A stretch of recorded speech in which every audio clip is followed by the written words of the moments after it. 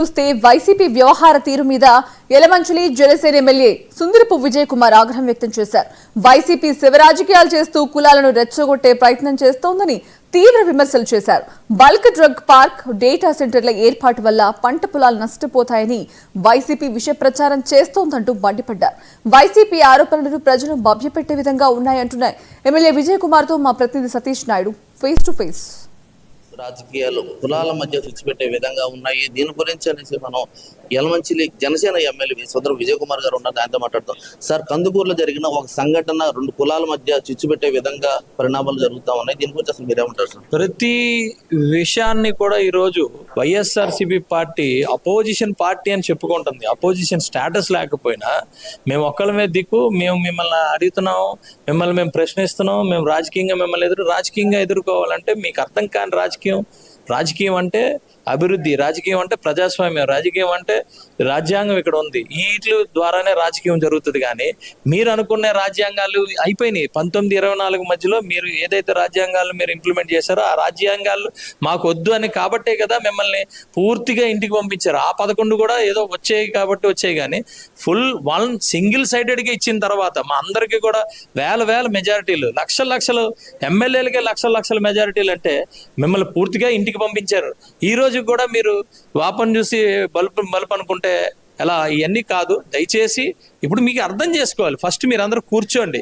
మీ చుట్టూ ఎవరున్నారు, మీ నాయకుడు ఏంటి, మీ పార్టీ పెట్టిన విధానం ఏంటి, మీ పార్టీ ఏ రోజు పెట్టారు, దేని బేస్ పెట్టారు, ఇవన్నీ అర్థం చేసుకోవాలని మీకు సలహా ఇస్తున్నాను. ఎంతసేపు మీకు ఆ శవ రాజకీయాలు, అలాగే మీకు కులాలు మతాలను విడదీసే రాజకీయాలు, ప్రాంతాలను విడదీసే రాజకీయాలు, ఈ రాజకీయాల మీదే మీరు వెళ్ళారు. ఈరోజు మీరు అదే రాజకీయాలని కంటిన్యూ చేస్తున్నారు.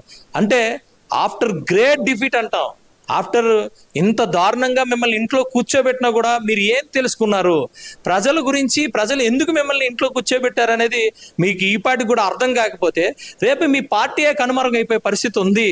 దీన్ని మీకు హెచ్చరిస్తున్నా.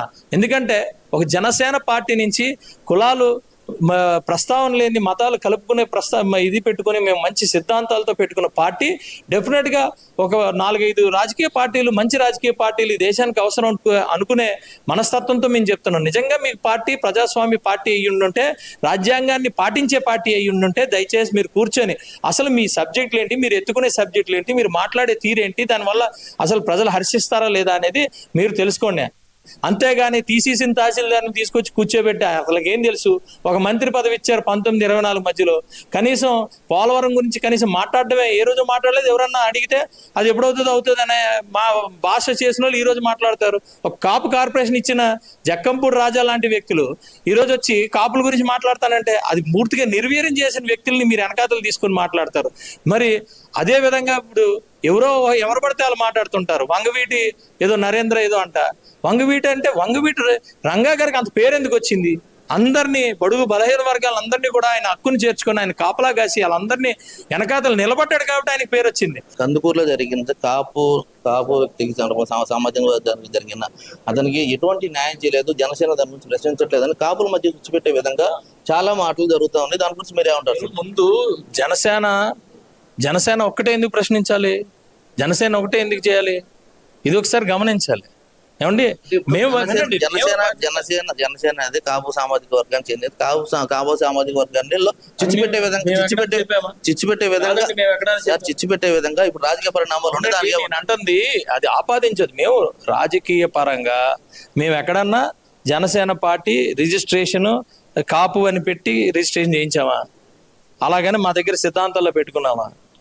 కాపు కులంలో పుట్టాడు ఆయన, కాపు కులంలో పుట్టాడు. ఎవరు పడితే ఏది పడితే అది మాట్లాడుతున్నారు. డెఫినెట్గా కాపులు సపోర్ట్ చేసి ఉంటారు, చేశారనే చెప్తున్నాను. నేను ఒక కాపుని కాబట్టి నేను చేశారనే చెప్తున్నా, కాదని అన్నాను. కానీ ఇక్కడ రాజ్యాంగబద్ధంగా, ప్రజాస్వామ్యబద్ధంగా మేము నిలబడి ఏ విషయం జరిగినా, ఎక్కడ జరిగినా, ఆంధ్రప్రదేశ్లోనే కాదు, మరి ఒక డాక్టర్ విషయంలో వెస్ట్ బెంగాల్లో జరిగితే మా నాయకుడు మరి మాట్లాడడం జరిగింది. రావటం వల్ల చుట్టుపక్కల ఉన్న పంట పొలాలన్నీ నష్టపోతాయి. ఇప్పటికే బల్క్ పార్క్ ని ఎదిరిస్తున్న మత్స్యకారులు ఎదిరిస్తున్నారు అంటూ కొన్ని విమర్శలు అయితే వస్తా ఉన్నాయి. దాని గురించి ఏమంటారు సార్? ఏమండి, బల్క్ డ్రగ్ పార్క్ తెలియదు ఏంటంటే, బల్క్ డ్రగ్ పార్క్ ఎవరి హయాంలో వచ్చిందండి? ఎవరి హయాంలో వచ్చింది? మేము అడ్డామా? ఈ రోజు మాట్లాడతారు. వినండి, బల్క్ డ్రగ్ పార్క్ ఏదైనా సరే ఇప్పుడు మా దగ్గర వచ్చిన గూగుల్ డేటా సెంటర్ ఆ ల్యాండ్ ఎప్పుడు కాంగ్రెస్లో ఉన్నప్పుడు ప్రపోజ్డ్ ఎప్పుడు చేశారు? తెలుగుదేశం పార్టీ ఉన్నప్పుడు ప్రపోజ్ చేస్తే కాంగ్రెస్ పార్టీ రాజశేఖర రెడ్డి గారు ఉన్నప్పుడు అది మా దగ్గర ఉన్న SEZ ఇదైంది. ఆ రోజు అగ్రిమెంట్ 2004 అగ్రిమెంట్. ఆ రోజు నుంచి ఈ రోజు వరకు ఏమైందంటే ఆ ల్యాండ్స్ తీసుకోవడం కానీ, వాళ్ళకి పేమెంట్లు చేయడం కానీ, వాళ్ళకి R&R చూపించడం కానీ ఇవేమీ చేయలే. మేము వచ్చిన తర్వాత, నేను ఎమ్మెల్యే అయిన తర్వాత అవన్నీ చేసి క్లియర్ చేసుకుంటూ కూర్చున్నా. ఈ రోజు ఆల్రెడీ అది అక్కడ ఇండస్ట్రీస్ వచ్చున్నాయి. ఇంకా అక్కడ ఏమున్నాయి? అక్కడ నాకు పొలాలు ఇక్కడ మాట్లాడుతున్నారు, తెలియకుండా ఏది పడితే అది మాట్లాడతారు. అక్కడెక్కడ ఉన్నాయండి ఇండస్ట్రీ? అక్కడెక్కడ ఉన్నాయి పొలాలు పోతాయి, అగ్రికల్చర్ పోతాయి.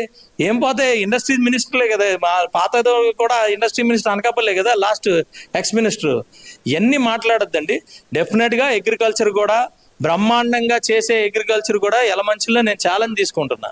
జూబ్లీ హిల్స్, బంజారా హిల్స్ ఎలాగైతే ఎంతైతే కాస్ట్లీ ఇది ఉందో, అచ్యుతాపురం, రాంబిల్లి, యలమంచిల నియోజకవర్గం అంత రిచ్గా తయారు చేస్తాం సుదీర్ఘాన్ని. దీంతోనే ఆ విజన్తో మేము ముందుకు వెళ్తున్నాం. Thank you. సార్, వలసల ఉత్తరాంధ్ర ముఖ చిత్రం ఎలా మారిపోతుంది సార్? ఎక్కడ దొరకట్లేదు. ఇక్కడ కంపెనీలకి ఇక్కడ ఉద్యోగస్తులు దొరకట్లేదు. ఇప్పుడు కాలేజీలు, స్కూళ్ళు, అలాగే స్కిల్ డెవలప్మెంట్ సెంటర్లు. నా దగ్గర ఒక నేషనల్ స్కిల్ డెవలప్మెంట్ సెంటర్ ఉంది. అలాగే లారస్ నుంచి ఒక స్కిల్ డెవలప్మెంట్ సెంటర్ పెడుతున్నాం. అలాగే స్టేట్ గవర్నమెంట్ నుంచి ఒక స్కిల్ డెవలప్మెంట్ సెంటర్ పెడుతున్నాం. మాకే కావాలి. ఇక్కడ కూడా ఆల్మోస్ట్ 20-30 వేలు మాకు కూడా మా వాటా మాకు వస్తుంది, 20,000 పైన వాటా. అలాగే ఇంకో కంపెనీ వస్తుంది లారస్ అని, అక్కడ కూడా కావాల్సి వస్తుంది. అలాగే అనేకమైన కంపెనీలు వస్తుంది. ఇప్పుడు స్టీల్ ప్లాంట్ వస్తుంది. స్టీల్ ప్లాంట్ ఒక అక్కడి నుంచి ఒక 50,000 మంది అక్కడ కావాలి. ఎక్కడున్నారు? అందుకే వలసలు అనేది ఇంకా అయిపోయిందండి. వలసలు అనేది అవకాశాలే.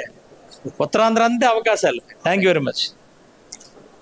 వలసలకు స్వస్తి చెబుతూ ఉత్తరాంధ్రకి ఇక్కడ ఉపాధి కల్పిస్తూ అభివృద్ధి చెందుతున్న తరుణంలో వైసీపీ చేస్తున్న కుట్రలకు ఆయన దీర్ఘంగా చాలా ఖండించడం అయితే జరిగింది. కుల రాజకీయాలకు తావేవద్దని అంటూ ఆయన హెచ్చరించడం కూడా జరిగింది. కెమెరామెన్ విశ్వేశ్వరరావుతో సతీష్ నాయుడు, 99 టీవీ, విశాఖపట్నం.